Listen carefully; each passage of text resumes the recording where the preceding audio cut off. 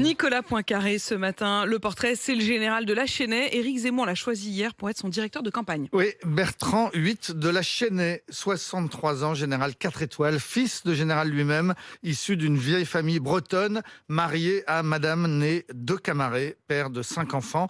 Voilà ce qu'on appelle un militaire tradi, Saint-Cyrien, chasseur parachutiste. Il a participé à des opérations à Sarajevo, au Tchad et au Kosovo, mais il a surtout terminé sa carrière tout au sommet, major général, c'est-à-dire numéro 2 de l'armée terre, proche à l'époque du chef d'état-major de l'armée, le général De Villiers. Il a quitté l'armée d'actifs fin 2017, peu après justement le départ de Pierre De Villiers, remercié par Emmanuel Macron juste après son élection, éviction qu'une grande partie des hauts gradés ont très mal vécu. Une fois rendu à la vie civile, Bertrand de la Chênaie s'est aventuré en politique. En 2020, au municipal à Carpentras, il a conduit une liste soutenue par Marine Le Pen et par le parti chrétien-démocrate de Christine Boutin.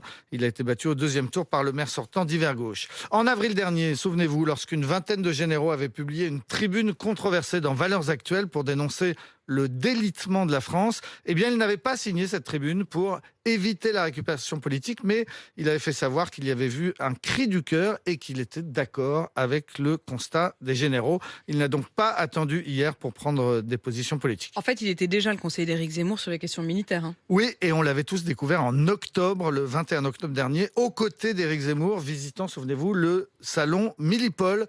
Et il n'avait pas paru choqué lorsque le candidat s'était emparé d'un fusil de tireur d'élite et l'avait braqué sur des journalistes. La scène l'avait plutôt apparemment amusé. En tout cas, le général va maintenant diriger les troupes d'Éric Zemmour, des jeunes gens qui ont souvent l'âge de ses propres enfants. Il sera épaulé par Antoine Diers, 33 ans, directeur adjoint. On a reçu ici la semaine dernière, qui était mon invité à 7h40 jeudi. Oui, l'homme aux moustaches. Voilà, voilà. l'homme au look de mousquetaire. Et par Sarah Knafo, 28 ans, directrice stratégique, très proche d'Éric Zemmour, comme on dit toujours pudiquement. Il a indiqué qu'il ne venait pas pour mettre au pas l'équipe en place, mais pour l'organiser. Et organiser, justement, c'est normalement ce qu'un général sait faire. Et a priori, c'est son job. Il est 6h20.